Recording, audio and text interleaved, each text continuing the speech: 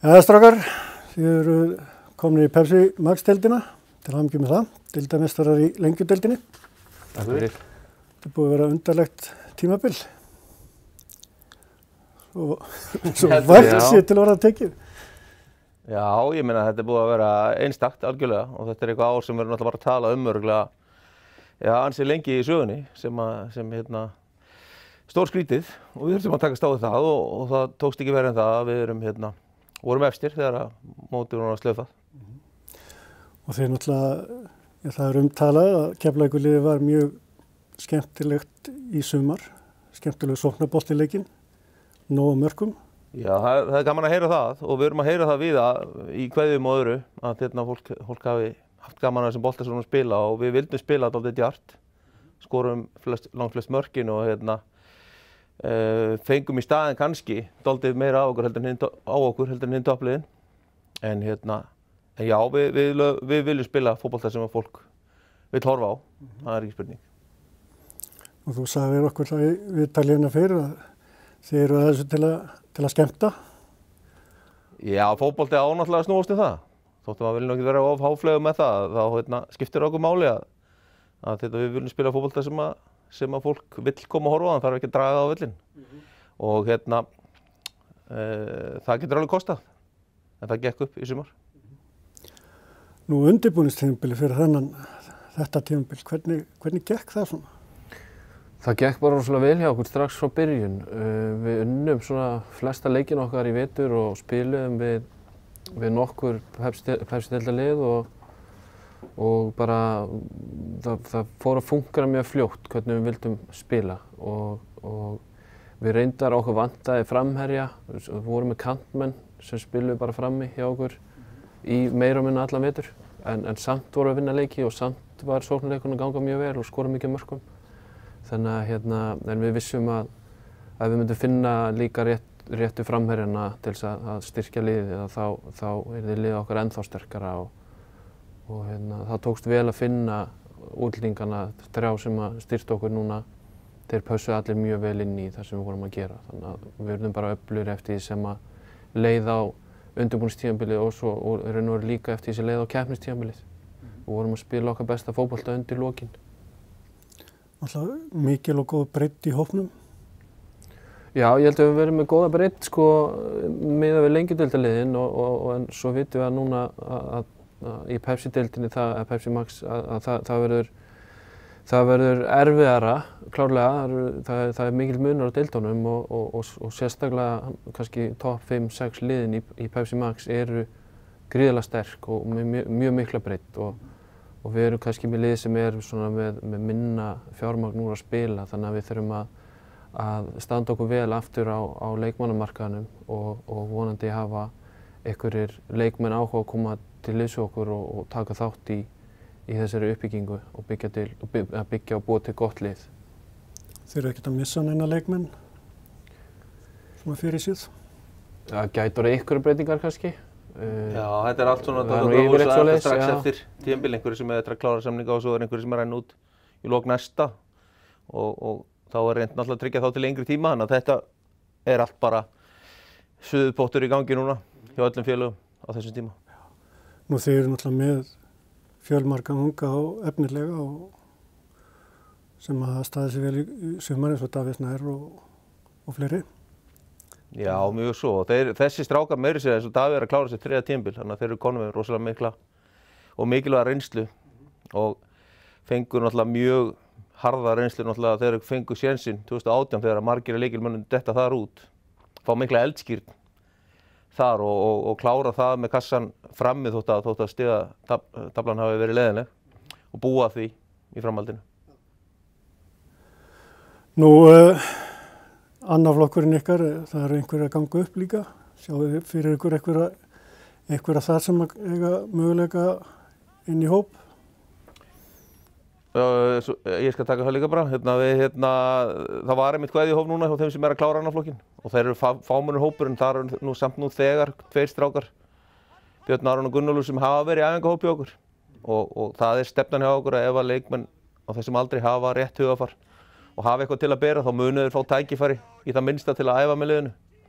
En svo er þetta bara hörð samkeppni það fær enginn neitt gefins út frá því hvaðan hann eða neitt svoleiðis. Við notum 27 leikmenn í fyrra, núna síðasta tímabil í sumar og það dálítið mikið, það margir leikmenn sem við notum og þá voru nokkrir strákar úr öðrum flokki sem fengu tækifæri og kom inn á í lengjudeildinni sem jákvætt. Og svo náttúrulega má ekki gleyma heldur að við erum með mjög ungt lið, meðalaldurinn eitthvað í kringum 22 ár, 22 koma eitthvað. Þannig að undanfarin ári búið að vera að treysta mikið á unga leikmenn í Keflavíkurliðinu og þeir hafa fengið tækifæri til að vaxa og þróast eins og Eysteinn sagði með Davíð Snæ, þriðja tímabil hans þar sem hann að spila nánast alla leiki.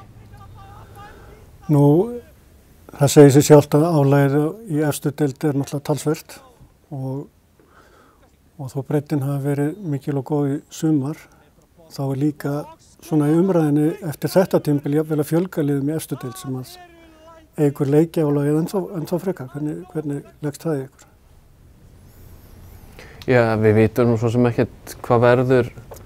Við tökum bara því sem að vera ákveðið af KSÍ með deildina en við erum byrjaðir nú þegar að undirbúa okkur, fara yfir leikmannamálin og huga að þessu off-season hjá okkur og vera vel undirbúinir fyrir næsta ár og ganga bara út frá því að deildin sé eins og hún lítur út núna og ef það bætast við lið, þá bætast við lið en ég held að við þurfum fyrst og fremst að fókusera á okkar lið og hvað við viljum gera og hvernig við viljum spila og svo framvegis, okkar sýn á hlutina. Það er eina sem við höfum stjórn á. Já, einmitt og talandi það, eins og þetta tímabil einkennist náttúrulega því að ég held að þessu öðru dag komið 2 tarnir þar sem við spilum 7 leiki á einhverjum 28 dögum og það er svona ekkert mál að sitja í sófanum og tala það en þegar þú sjálfur ert fastur í byrjunarliðinu og ert að spila þetta marga leiki að þetta er miklu meira en að segja hætta meiðsla, hætta og annað slíkt. Þannig að ég er mjög ánægður til að við höfum búið vel að góðum undirbúningi hvað það var að halda mönnum í standi og líka það þegar menn dött út að þá náðum við að dekka með mönnum sem að náðu að valda hlutverkinu. Já, það virtist alltaf maður komið mann stað. Já, ég er alveg sammála því. Maggi fyrirliðinn okkar sem var valinn besti leikmaður liðsins í fyrra, hann meiðist strax í fyrsta leik sumarsins og er frá meira og minni allt sumar. Ég held að hann hafi náð eitthvað 10-12% leiktímans í sumar og þannig að hann kom ekki inn hjá okkur fyrir undir restina og það bara kom maður í mannstað þar að Anton stóð sér mjög vel hjá okkur, Guðlaugs. Og það voru meiðsli hjá Frans, það voru meiðsli hjá Kían, og það voru alltaf menn sem stigu inn. Adam Pálsson var seldur í Víking og Ari Steinn steig þá upp á kantinum hjá okkur.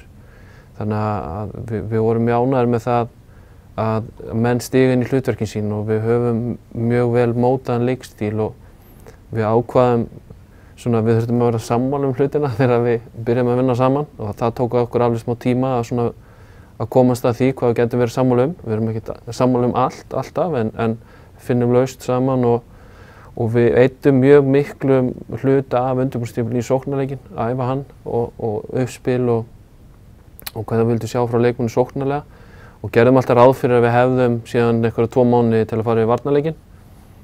En þá kom COVID og þá máttu bara vera einstaklingsæfingar.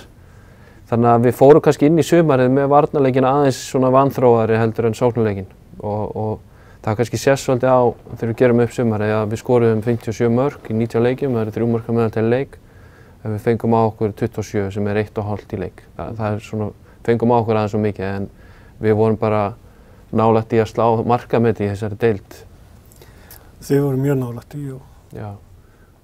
og það er kannski svona svekkjandi fyrir að fá ekki að klára sísonið og setja markamet bæði fyrir ykkur og fyrir Gibbs.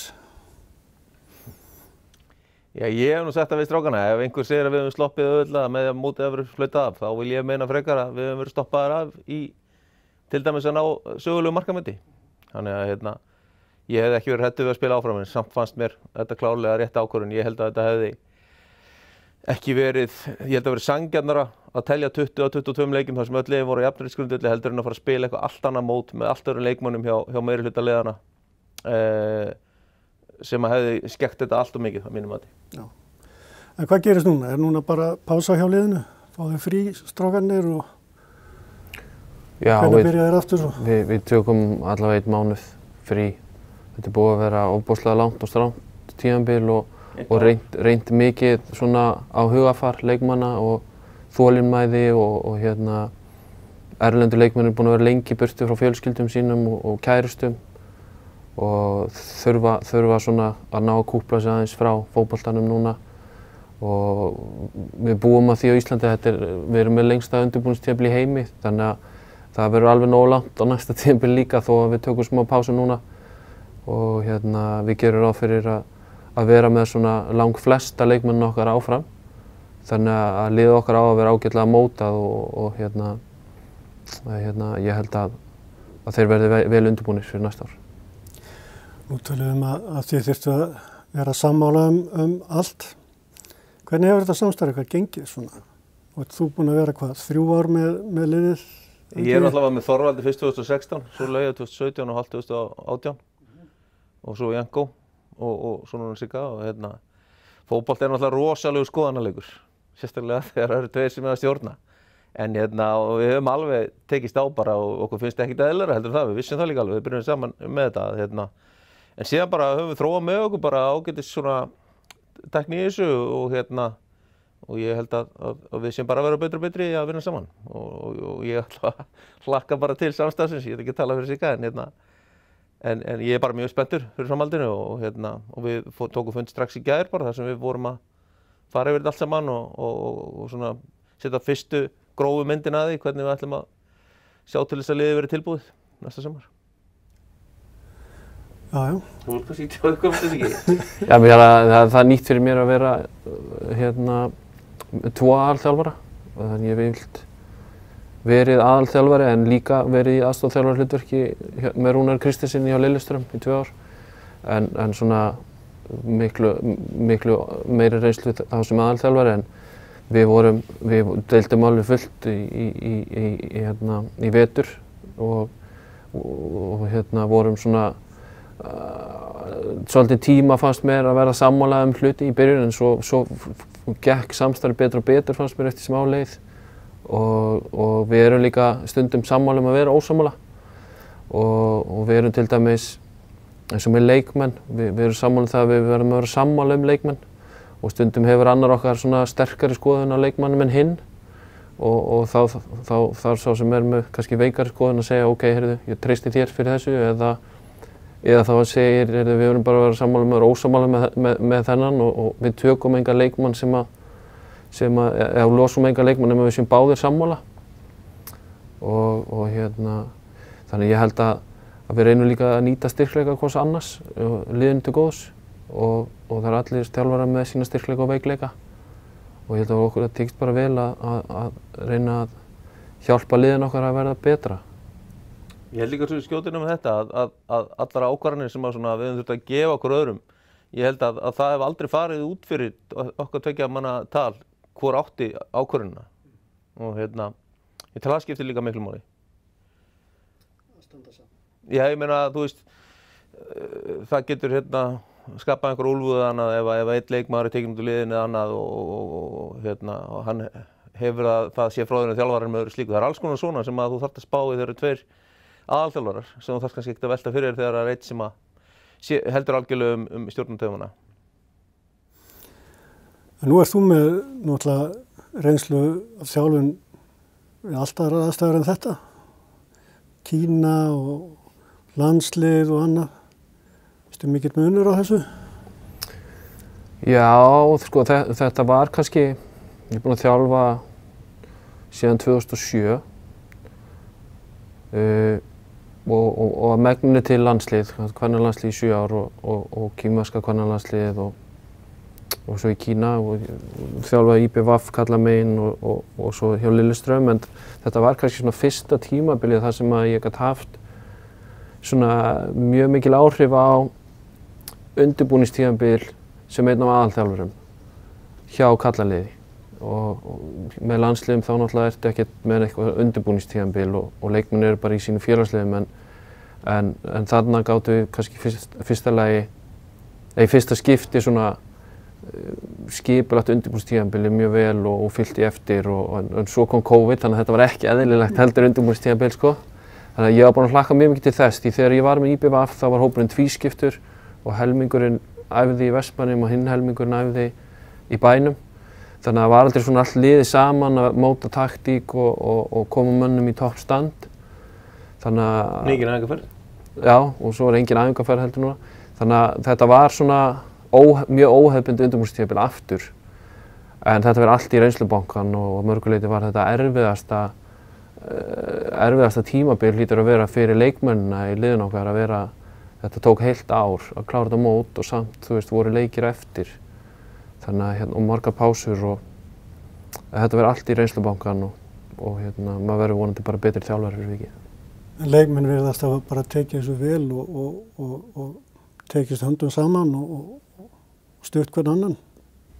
Já, alveg bara hrikalega ánægður með leikmennina í gegnum þetta ferli allt saman og það kannski heldur ekki tilviljun nákvæmlega hvernig karakterir í þessum hópi. Við náttúrulega vissum ekki kannski eins mikið útlendingana, við tippuðum svona á það en þeir hafa reynst alveg bara frábærir en strákarnir í þessum hópi eru bara mjög einbeittir og það þarf mikið til að koma þeim úr jafnvægi og við höfum margur hrósaðan fyrir það. Ég veit ekki hversu oft hefur komið að æfingu og töluðum heyrðu, nú kemur örugglega ákvörðun á morgun eða frestast ákvörðun og heyrðu, svo þessu frestað og svo búið að slaufa þessu og það var alltaf, við vorum eins og billu plata þarna við þessu millibili.